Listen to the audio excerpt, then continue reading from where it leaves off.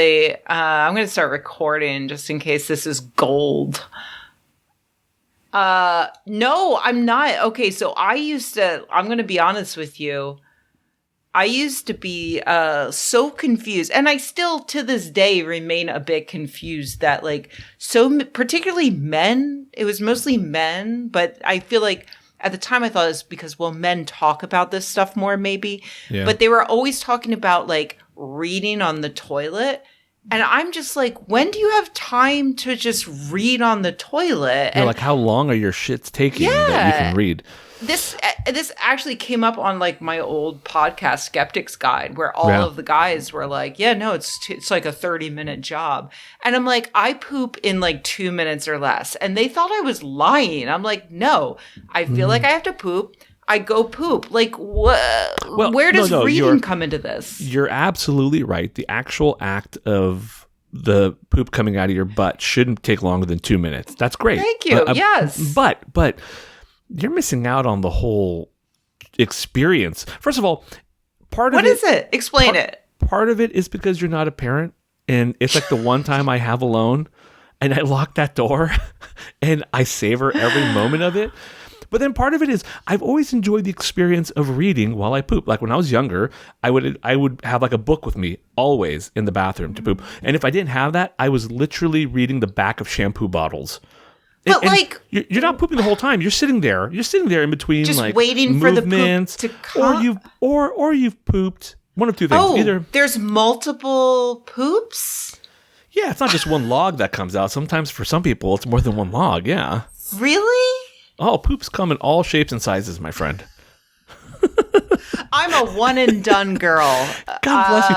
One time, one of the funniest things I ever saw, and it still haunts me to this day. I was in medical school the first year, and it was an old building. They actually ended up tearing it down, but it was in an old building in Davis, and there was this there was this night I was there 1 or 2 in the morning just reading. Not many of us were there. And I went to go use the restroom. And in the toilet was just one giant, perfectly formed log of shit. But what bothered me, what troubled me, was there wasn't a hint of toilet paper that was used or had been put down. It just someone had come, dropped a log, and left. Mm-hmm. And it to this day haunts me. It was a ghost poop. Story? It was a ghost poop. Yeah. I've heard of such a thing happening. I have had similar things happen to me where I do a poop that's so perfect that you want everyone to see it. No, that there seems to be no reason to wipe. But I do anyway. I still do it. Exactly. You just do at least one quick one. No. And you're like, perfect. Yeah. Done. Yeah, I'm one and done. Yeah. I'll never do that. I wipe pretty fastidiously. This new toilet we have this fancy new Japanese toilet in this new house. Ooh, with the it automatically comes up and the bidet comes up. Yeah. I have not been able to bring myself to use a bidet. It's just too European, and I can't and I know the logic behind it is hey, if you were to go out with a dirty boot and then you bring it inside and you want to clean the boot, what do? You just wipe it off with a towel, right? Or do you hose it down? And I'm like, well, I mean, I don't know. I don't hose the inside of the shoe. I don't want the hose going. I'm not comfortable with the water in my butt. I don't think you're supposed to go. I don't think it's supposed to go inside. But it doesn't have to a little bit if you use it. It's just got to a little bit, right? I mean, maybe by chance some gets in there, but I think it's mostly an exterior. Just on the outside. Yeah, I think that is the point of it. All right, I'll let you know if I bring myself to use it. I have not had the courage to do it. I feel this is the most American thing about me. By the way. From what I've heard, it's life changing. I bought one at the beginning of quarantine when I heard toilet paper was running out, and then smart. Yeah, but then I also had a Costco membership, so our toilet paper never ran out. And then we moved into this house, and then I finally went to install it, and it didn't fit on our toilets. Wow, what a bummer. I'd had it. So if you'd like a free one, if you have an extra toilet somewhere, I'll let you know. I don't know. Yeah. I'll tell you this. Having this toilet has changed me forever, though. Even if I didn't use the bidet ever, just the fact that it opens on its own, I don't have to touch it. And 2, it's warm. It's always warm. Oh yeah, I've heard that's nice once you get used to it. Once your brain dismisses like, oh, someone else's butt was just here. Yes, once you get past that. Although in reality, like if you do that at home and it's like someone you love's butt, then it's not like bad. Is it more intimate? Does it actually make it a better experience? I think so. You know what I mean? I think it does. Like if you get into a chair that your dad just got out of and it's like warm, you're like, oh, it's like my old man. But if it's like some random guy, you're like, oh God, this guy's fucking heat is on me now. It's gross. No, I think I feel the same way, regardless of who left their butt heat on the toilet. Yeah, goddamn butt heat. All right, shall we do this show? Are we ready to do this thing? You know what I mean? Hey, everybody, welcome to another episode of Girls on Boys. On Boys. Girls you almost forgot. Girls on you go, Boys. Boys. No, let's try that one more time. All right. Girls on Boys. Boys. Yeah. It's hard with the delay. Sure. That's the problem. Starring me, Rebecca Watson, and my delightful co-host, Kaveh Hoda. Hello, That's me. Kaveh. Hey, oh man, Hi. I gotta tell you. So this episode we've like postponed recording. Yeah. Mostly because we're a lazy mess and we have lots of other things going on in our lives. But partially also because I'm so sad that this is going to be our last episode of The Boys, at least for a while. This is not our last episode, Kaveh. Okay, I'm sorry to inform you because the fact of the matter is that we are both very busy people, but I'm not going to allow you to peace out after this. First of all, I think we should start over with season 1. Well, it's good to feel wanted. So I could, I could easily be convinced.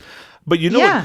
I'll tell you, the one good thing about us postponing this is that I had time to watch this episode twice. Twice, yeah. So I actually I have a number of interesting little tidbits that I picked up on the second viewing that I did not on the first, which you probably got on the first. But for me, it's like a 2 viewing sort of thing. No, I also watched twice, but both times I was completely exhausted. So the last one was last night, and I could not keep my eyes open. So I think I had like black noir hallucinations. So by the way, possibly the saddest, the scene in this episode where he's spoilers, a lot of spoilers coming. Scene where he dies, where the little like cartoon characters are talking to him. That is possibly the saddest moment in this. I literally whole said to my episode. partner, like, well, maybe that means he's still alive somehow. My partner's like, no, just give it up. He's a goner. So He's dead. The name of the episode is The Instant White Hot Wild. Okay. And what does that refer to? It was a name of a comic. Yeah. And I think in this comic it was the one where it goes over Kimiko's backstory. So I don't really know. We didn't get that in this, really. No, not really. There was only one aspect of it there's a couple aspects of it that follow along with the comics. One, so Victoria Newman, the congresswoman who has the head exploding powers. Yeah. So her character is gender swapped. In the comics, it was like Victor Newman, and there is this plan by Vought to like kill the president. I think I forget the details of it, but then like literally a Wolverine ends up killing him somehow. It's like the dumbest thing. There's a like lot the of weird, animal of Wolverine. an animal Wolverine kills him. It's just I don't even want to go into it because it's kind of dumb. But it also puts a nail the Wolverine in the kills the president or Victor? Yes. The president. I think, the president. Okay. So there's a lot to go over in this episode. Should I just get started with like the recap? Yeah. Okay. Yes. Okay. Yes. So please. It could have been called, in my opinion, daddy issues, because that's what this whole episode really boils down to, right? It's like everyone's daddy issues. So it opens up on kind of a sweet little moment with Homelander and Ryan. It's kind of like a Field of Dreams moment, he's out there throwing a ball and he comes out and he's like, it's really like not your fault. He has that, Goodwill Hunting, it's not your fault moment. Right. And they connect. And it just makes you so fucking mad at the dumb dismissal that Billy had and how Billy has ruined everything going forward by being such a fucking doucher with Ryan. Yeah, which we talked about when it was happening, how Billy and MM and others have had to make this choice between pursuing their end goal of destroying these other soups or raising their own children to be better than they are. Right, yeah. And how, they made the wrong decision in a lot of those circumstances. And especially Billy, because we knew that child had superpowers and could be very dangerous. So even from a selfish standpoint, yeah. Billy should have realized.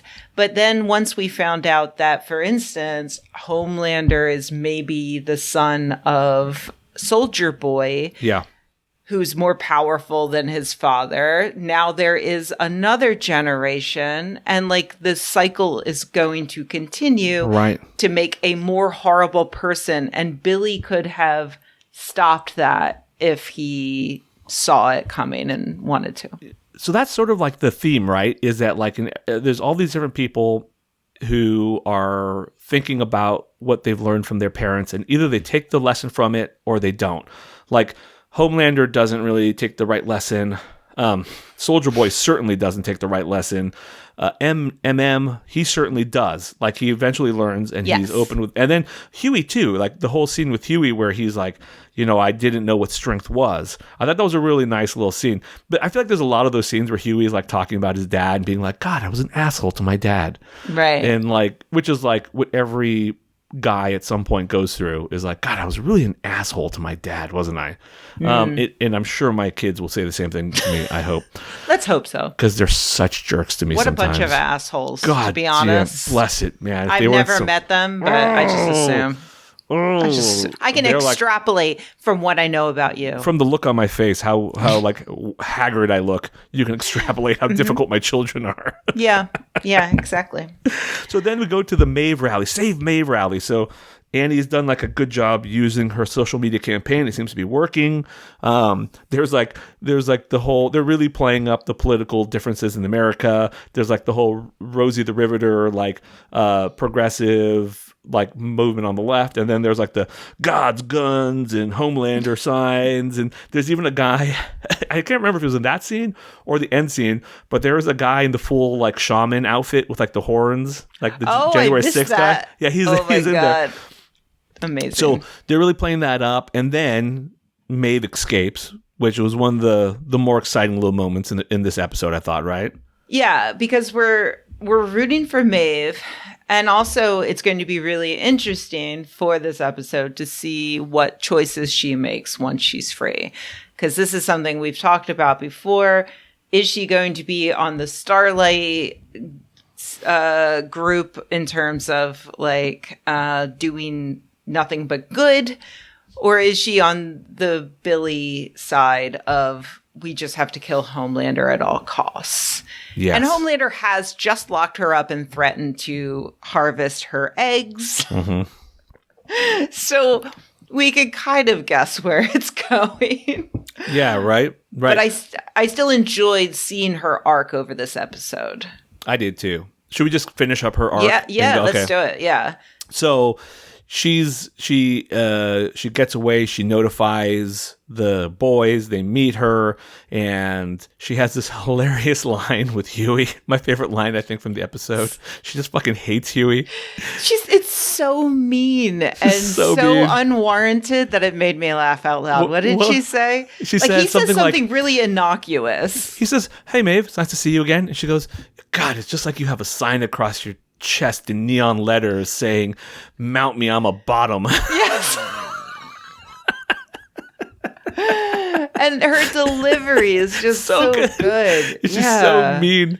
So mean. So anyway, she in the comics, I'll let you know, she actually dies in the comics saving Annie. She like pushes Annie out of the building, and then she fights Homelander, and then he kills her. In this one, they're having the big fight at the end. We'll talk more about the fight, I think, later, but they're having this big fight at the end, and then she makes that sacrifice play where she jumps on the grenade, so to speak, by pushing the about to explode Soldier Boy out of the window. Yeah, and exploding. She has a look with the rest of them where it's understood. Like, she's like, well, fuck me. I guess I have to be the hero. But she does it without hesitation and plunges to the ground with an exploding Soldier Boy. And Two watch throughs did not clarify this. I forgot to double check on the second one. Did Soldier Boy's explosion take away her power? It did. She became a totally normal person, which is what she wanted. Yes. So she's basically very happy. She lost an eye. She's back with Elena, her lover, and they're going to move to somewhere out in the farms because she's from Modesto. Yeah. And did you feel it was a little bit? Did you feel like it was a little bit of a cop out that she lived? It's exactly the ending that you and I said that we hoped she would have when she was talking about how she didn't want powers anymore. I believe we might have even, I don't know if it was on the podcast or not, but we literally said, like, wouldn't it be nice if she could just like go off into the sunset with her girlfriend? And that's what they happened. did. Yeah. And I don't like, we also talked last episode about anti-heroes and if we're sick of them or not.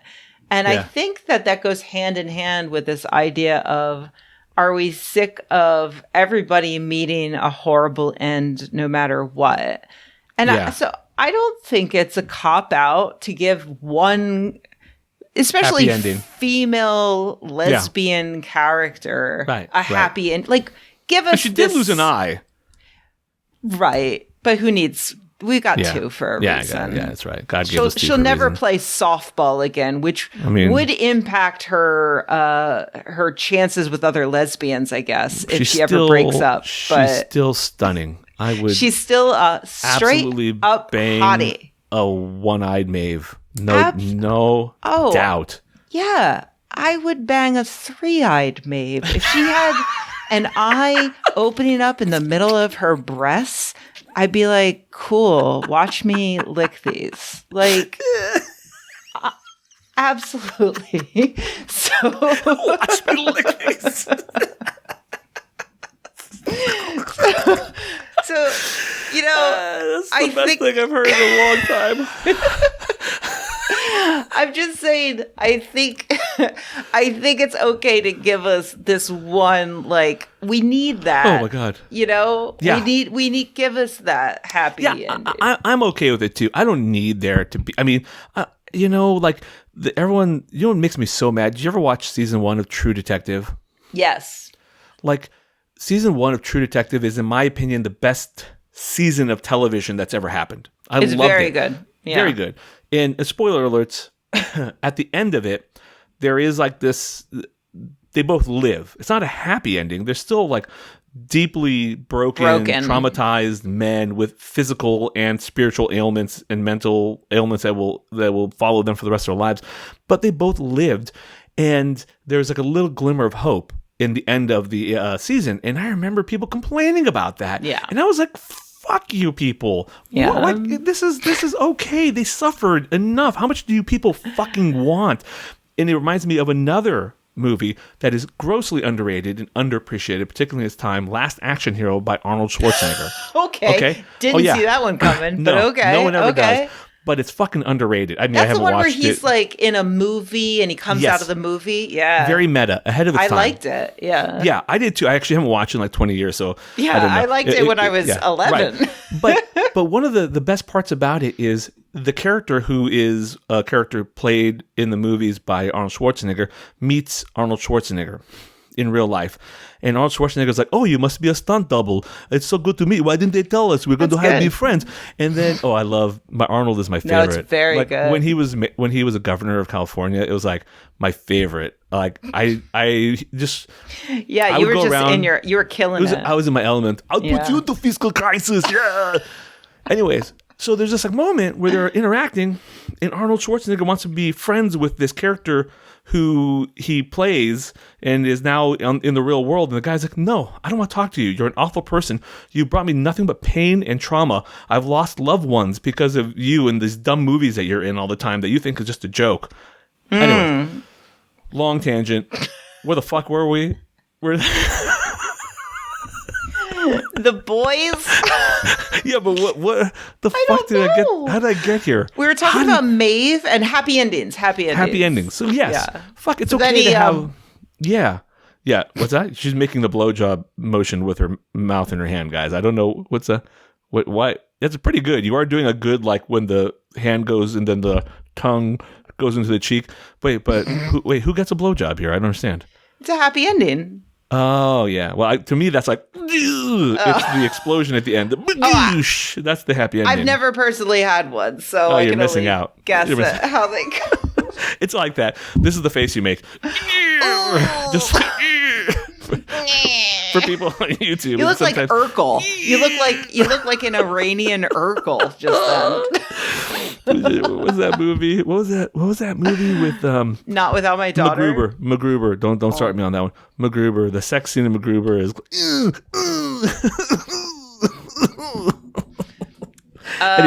Anyway. Okay, so Noir returns. Wait, you never finished your... What about Arnold Schwarzenegger and happy endings? So the point was that like he was so like when he actually meets himself, when he meets the actor who's playing him in the movies, he's really pissed off because he's like, "You like bring me nothing but pain. All my movies are about me suffering horribly, and like I lose these loved ones, and it's all because of you and your dumb movies." Like, so the character was angry. The character is mad at Arnold, and I think even about though that the character got happy endings, they were still. I don't know. They never showed him having a happy ending. I absolutely would watch. I remember thinking that when I was younger, like preteens-ish, I remember watching usually like disaster movies, like for instance, Independence Day. And I remember like seeing, like an alien spaceship blow up a skyscraper with thousands of people in it early in the movie and just thinking, well, it doesn't really matter what happens after this. Like, all those people died. Are dead. Like, it's still sad. Nothing they do can make up for that. How that movie lost me? It was the first like scene. Harry Connick Jr. is like Will Smith's best friend. Yeah. They're the closest friends of all time. Mm-hmm. And Harry Connick Jr. dies like in the first 20 seconds, which is fine. No big deal, right? But never mentioned again. Never mentioned again. Will Smith punches an alien out and goes, "Welcome to Earth." Welcome to Earth. And smokes a cigar. I'm like, come on, man. Have like a. You know what? This is going to be a really tangential episode, people. I'm sorry. Buckle up for this. Have you ever watched Deep Blue Sea? Yeah, where Wait, is it Samuel Jackson gets eaten by the shark? Now, perfect you know why? scene. Do you know why I love that movie? Why? Because it's one of the very few horror films where something bad happens to a character and they don't just forget about it. They think about it later. Yeah. Like they go to a room where one of the characters died and they're like sad because they see their friend's stuff. Like Michael Rappaport gets eaten and then, the guy goes, "Hey, is he okay?" And they're like, "No," and they're sad about it. They don't just move on like in a second. Which drives me fucking crazy. Really very like realistic because if Michael Rappaport got eaten by a shark in real life, we'd all just be like, that's probably for the best. Yeah, but you wouldn't say it out loud. I would. He's a terrible person. He should be eaten by a shark. He's a bad person. There, I said it. Wait, is he really? Yeah, he's a giant dum-dum. I went back and forth on him because he was a fan of Real Housewives and he's appeared on Real Housewife podcasts. And so I enjoyed that aspect of his personality. I didn't see that coming.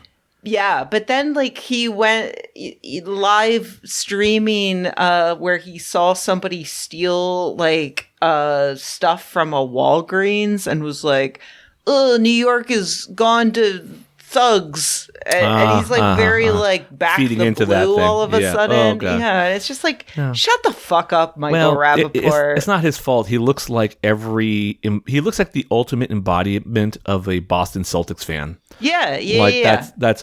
I will say this though. I briefly ran into him once at an Emerald's restaurant in New Orleans, and he was like there on a date with someone who's very hot. Yeah. And I just walked by, and like he didn't have to do this. I just kind of looked at him. I was like, "Oh, is that who I think it is?" And he's like, "Hey, man, what's up?" And I was like, "Oh, I'm good." I'm like, I don't know why I said that. I wasn't even like trying to talk to him. That's nice, actually. Yeah, that was cool. Anyways, I just think he should be eaten by a shark. Yeah, I mean, then you're gonna love That's that how I'm movie. going You to should watch title it this. again. Michael Rappaport should be eaten by a shark.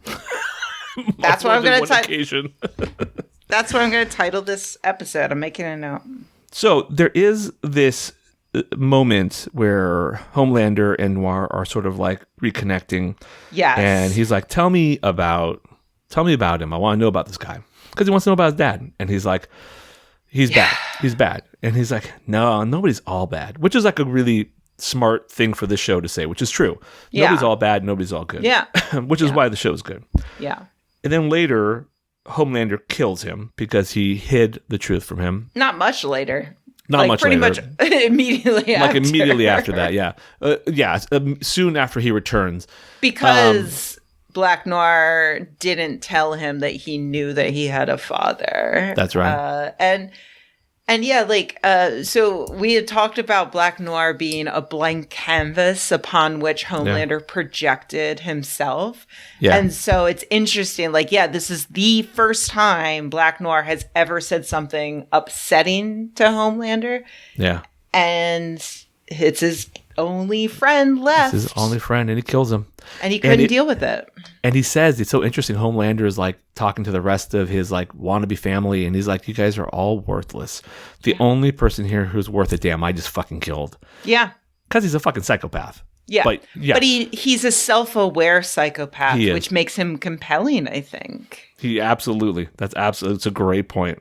Then A-Train meets with his brother. It does not go well. Ugh. And I picked up something here. That this is Probably a real I didn't. AP Rebecca moment here. Oh, give it to me. Give it to me. This is going to fuck you up. Okay. I'm Or it's going to excited. sound really stupid because I haven't really thought it through yet or like said the words out loud. So Let's do it. could easily get cut. Fuck it. Let's do it live. Okay.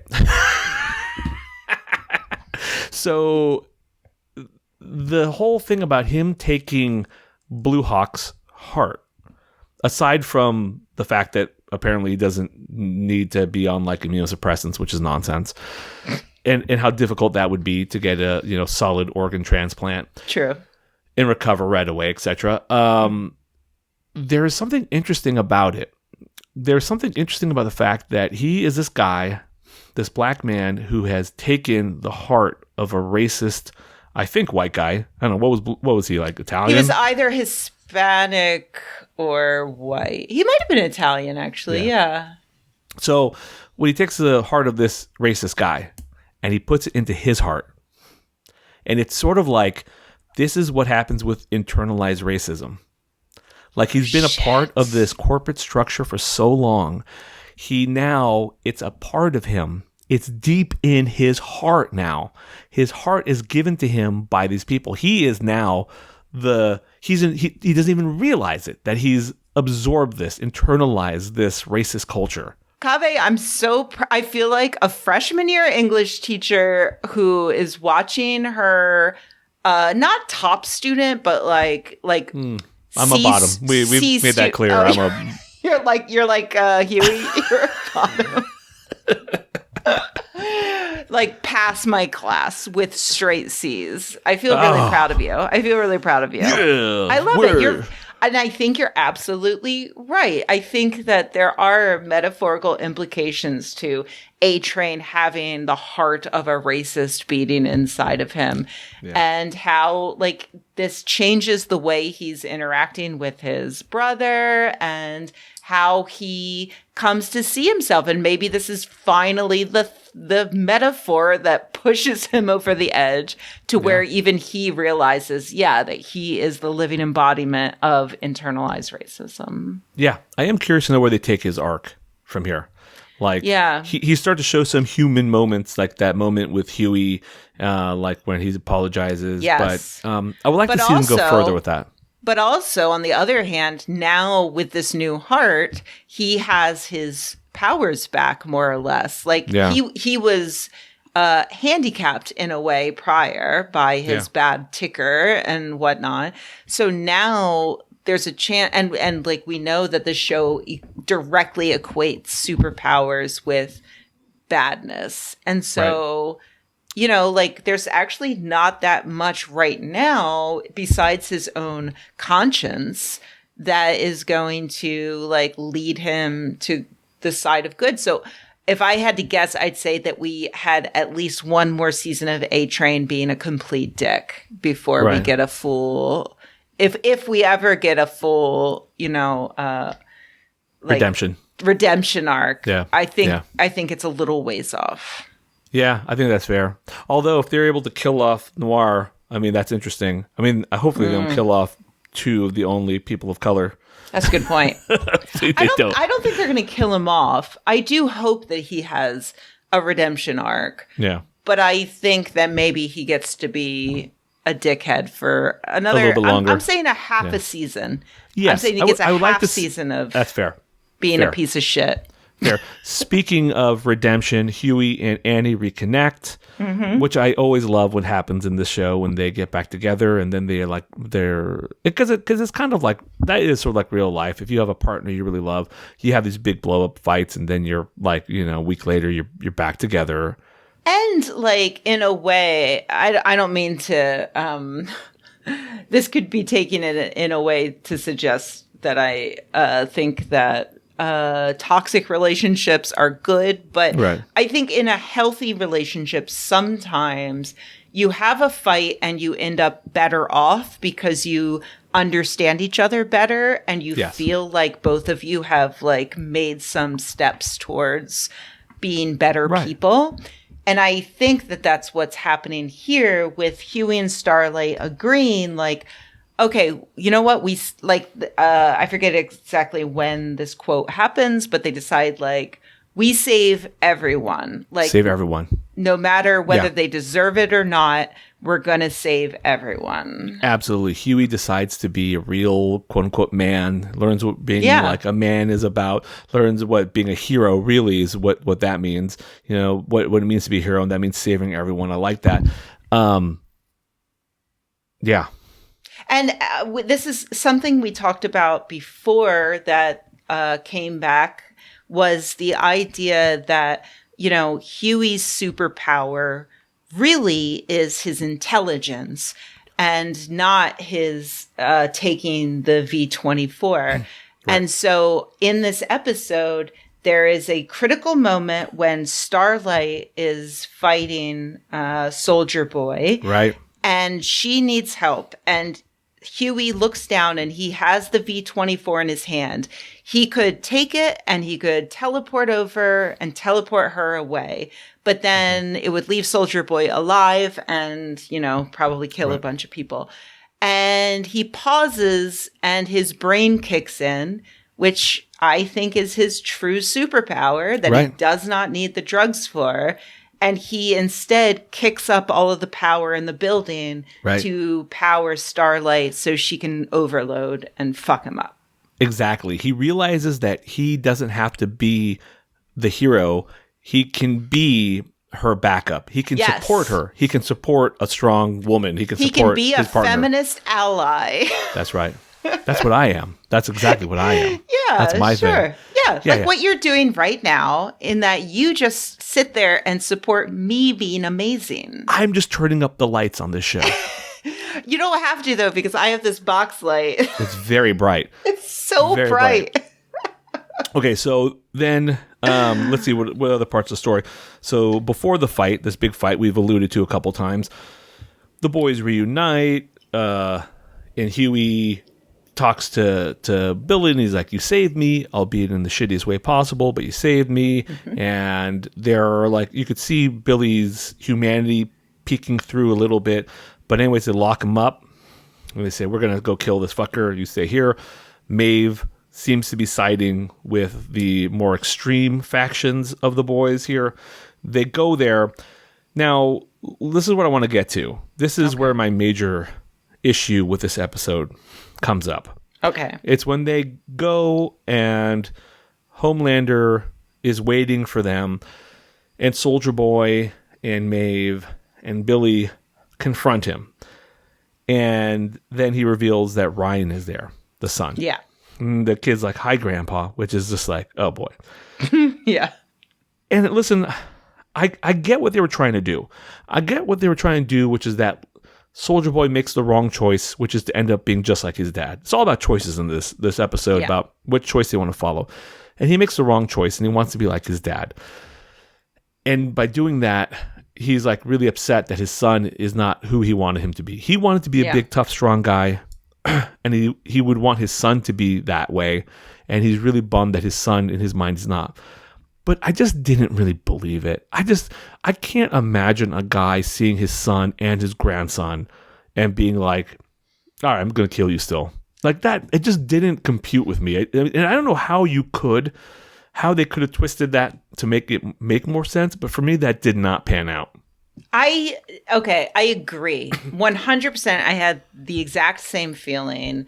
And to me, I blame Jensen Ackles for being too good of an actor, because he really imbued Soldier Boy with a sense of humanity that the writing. So this is something that, again, we talked about in a previous episode, how, you felt that Soldier Boy was ultimately good. And I was arguing that the writing of the show pointed to him being ultimately evil. Bad. Yeah. And I think you were picking up on Jensen Ackles, whatever his name Ankles? I don't know. Playing him like a human, like a sympathetic human, against the writing, which I thought was great because it gives him more dimensions. As opposed to just this like obviously evil guy, you are sympathetic to a guy who in retrospect is obviously evil. Yeah. But that final turn, I think the writing did not overcome his acting and make us believe that he really was that far gone. Right. Like, I think that had he not been kind of like in a way, like an easygoing stoner at times, had he not like been curious about the idea of Homelander being his son, it felt a little like, it felt like maybe there was some other turn that was cut, that was edited out maybe. Yeah. That would have made him more understandably made that swap. But I agree with you. Yeah, that was the part that just lost it for me. And that's a bummer. Because also, like, sorry, I'm sorry to interrupt you. I have nothing important. It occurs to me just that, like, up until now, all of the problematic decisions that parents have made have been in the service of some greater goal. And so up until now, Soldier Boy's only goal was revenge.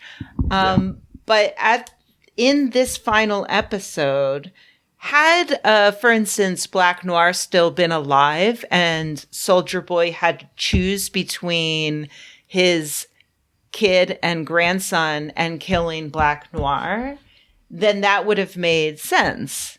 But in this case, he didn't actually make a choice in service of any further goal. It was just, I guess the goal was not wanting to go back to Russia, I guess. Not to be frozen or put back in the box, as he says. Yeah, don't. That was not enough of a sort of driving force for me to understand.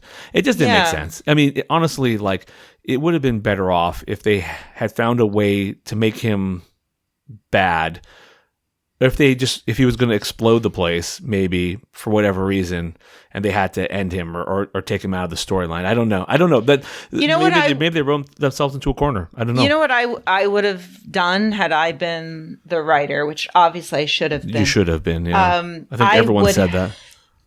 I would have had him have a quiet and tender moment with Homelander and the grandson, where he is like curious about them and like interested in them, but then it becomes clear that he has to pick between them and going back in. I see. Cryo-freeze. Absolutely. And he picked himself over them. That would have made absolute sense. You know, I will push back a little bit on you saying that he was such a great actor. I'll tell you what my problem was. Do you know the scene where he's like, it's like a second of tenderness where he's like, I wish he's holding Homelander, or he's got his hand on his shoulder, and he's like, I wish I was there to help raise you. Yeah, because then you wouldn't have been such a... Yeah, for a second though. Yeah. Like, oh, is he going to say something nice? And then he goes into that because you wouldn't be such a sniveling little bitch. You know what it seemed like to me? It seemed like to me, like, you know when you watch a movie, like when there's two main characters, good guys, and they're forced to like, they have to like fake like they're fighting each other. So then they can like, then when the guards aren't like paying attention, they can like sucker punch the guards and be like, let's get out of here. That's what it seemed like he was like doing that. You know what I mean? Like it seemed like a character doing bad acting. That's fair. Maybe I'm giving him too much credit and the writer's not a lot. He is very hot. Yeah. It makes me want to go back and watch Supernatural. Not going to do it. But I just realized the character who plays the presidential candidate, he's from Supernatural. Oh, I think you mentioned that before. I did? Okay, I know. Because I actually never watched Supernatural. Okay, so there's that big fight. It's pretty intense. We talked about how Maeve sacrifices herself. It's a good fight. Like, I enjoyed seeing everybody like dialing it up to 11, you know. Yeah. It was great seeing Maeve actually take on like Homelander. That was like a good fight. I thought simple, good fight. Nothing too extravagant, just a simple fist fight. You know, I like pretty that. Evenly matched fight. Evenly matched, yeah. And then he gets really dirty and pokes out her eye. Yeah. And ultimately he will win because he is like the most powerful creature on Earth. Right. But like, it's nice to see that she could fight and she like could hold her own. Yeah, she held her own. So we talked about that before. It's nice to see that actually come to fruition. And then it ends with MM sort of putting the mask on him and being like, "This is for my family, bitch." And that was a little heavy-handed, but you know, whatever. You want to see it. You want to see MM get some redemption. Yeah, you want to see it. So you're like, okay, I'll accept it. Yeah. Cut to the next big closing scene, which is, I think, the most important like scene going forward, which is Homelander flies down to his like to where the people are fighting. There's like the both sides, like the Free Maeve side, and then there's like the Homelander side, and it's a real parallel to the whole Trump shoot someone on Fifth Street and no one will care. He literally zaps someone in half in front of MM's everyone. Right, MM's Todd, the stepfather to his daughter, who, of course, like a little bitch, is like, I fucking hate Todd. Yeah, if Todd doesn't get waterboarded and then pulled apart bit by bit next season, we strike. Dude, seriously. That if they don't, like, I mean, if you're going to explode some random gay guy's dick, do something to this guy too. You know what I mean? Yeah. Like, you know what? This guy deserves to suffer way more than Termite's please, lover. I'm going to clip this and tag the writers if I can find them on Twitter. Yeah. And be like, please. Fuck this guy up. Just make it funny and violent and bloody. Oh God! So many bad things. Fucking hate Todd. So many bad things happen to good characters and shows. Yeah, just let give us this. Happen. Give us this. Last season, you gave us Maeve living out her life with her lesbian lover as a pirate, the way she should. Give us Todd being torn piece by piece by nanobots, just like cell by cell. Oh my God! Ripped apart, and then. As he is conscious of it happening, like that it's the only way I'll come in 2023, writers. Yeah. Please, yeah, please, for me. Todd getting ass blasted by gray goo.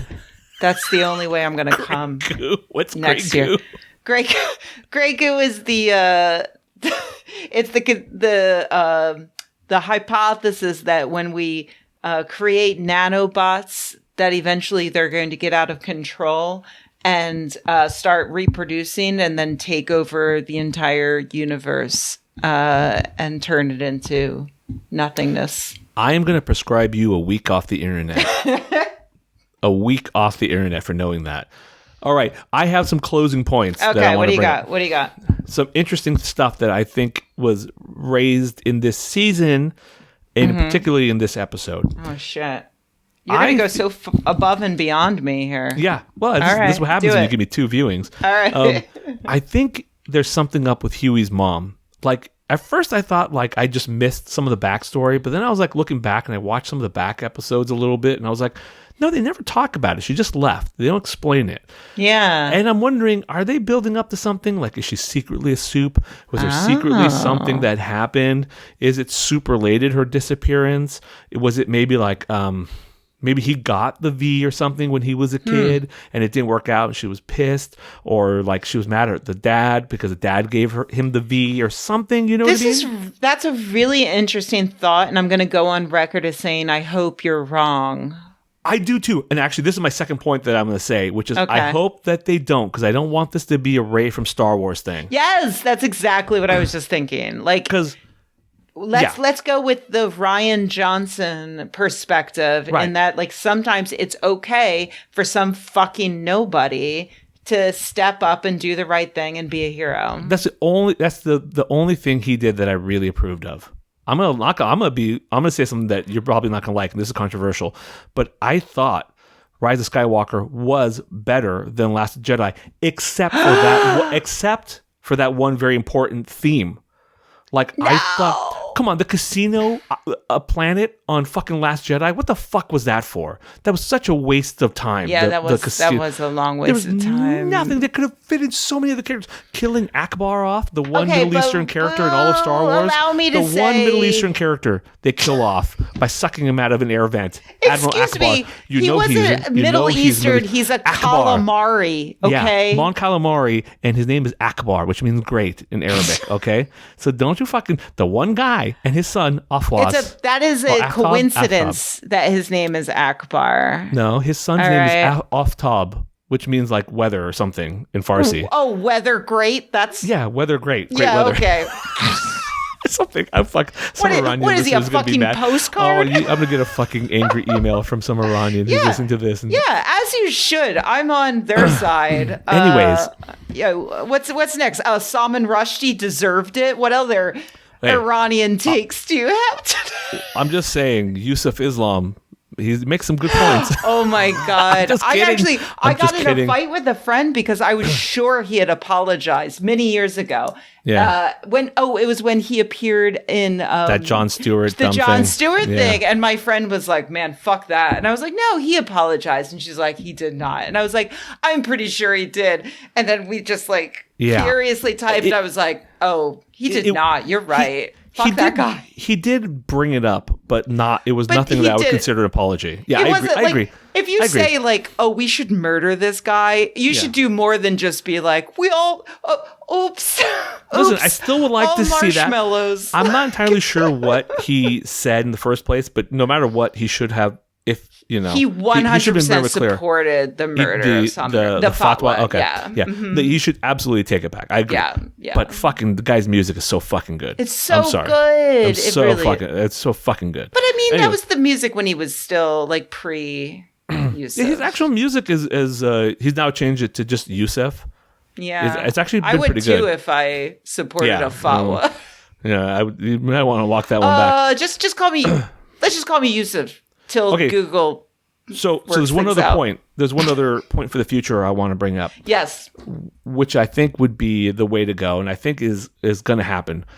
Whether or not it happens next season or the ultimate season, whatever that ends up being, I don't know. The CIA now has Soldier Boy.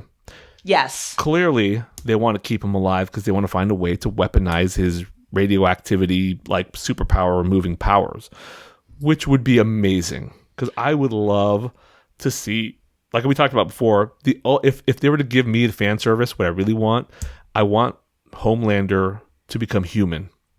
Yeah. That's what I want to see. I want to see. Yeah.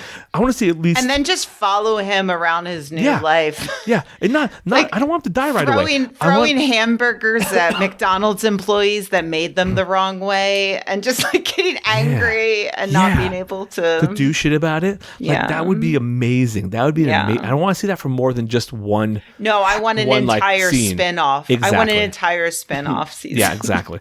Yes, it'll be like The Office, but with like Homelander. Yes. Yeah. Oh my God. Yeah. That'd be great. Can we pitch that to, all right, I'm going to also like add some showrunners. Yeah, absolutely. And just say like, hey, we're available for this. We got so many ideas. We got some great ideas.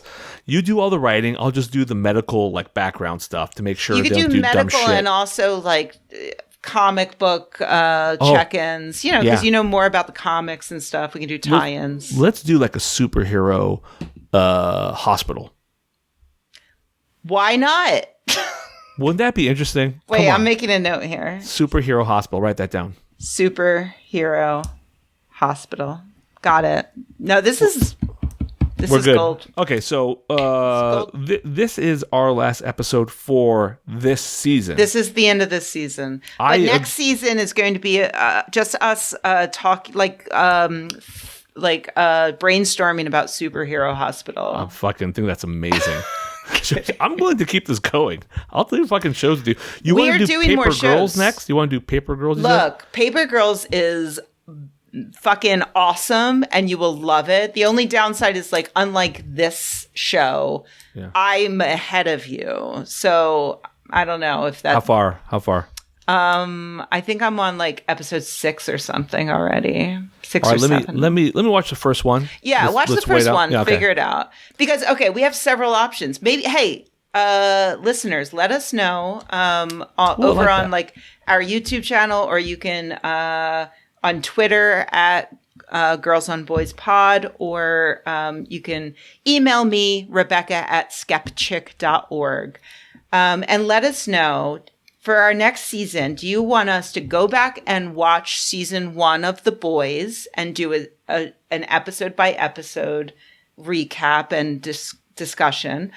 Do you want us to do Girls on Boys on Paper Girls?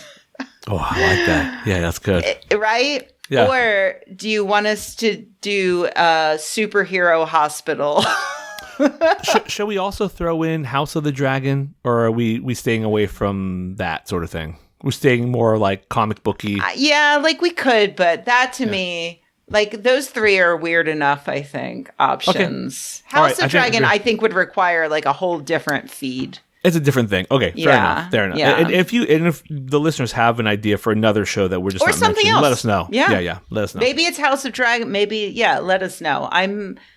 I'm just happy to make my weekly appointment ish with you, Kaveh, because I really enjoyed this. Me too. I love being the Huey to your Annie, and I really enjoy our time. And I think you're so funny and smart, and I like making you feel uncomfortable. So I like telling you that.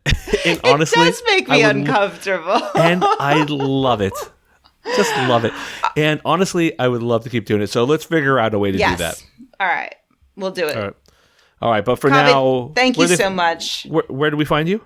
At Rebecca Watson on Twitter, or at Girls on Boys Pod, or girlsonboyspod.com. And yourself? Find me at Twitter at The House of Pod, or listen to my other podcast, The House of Pod. Fantastic. It's highly recommended. It's all right. I love it. It's pretty good.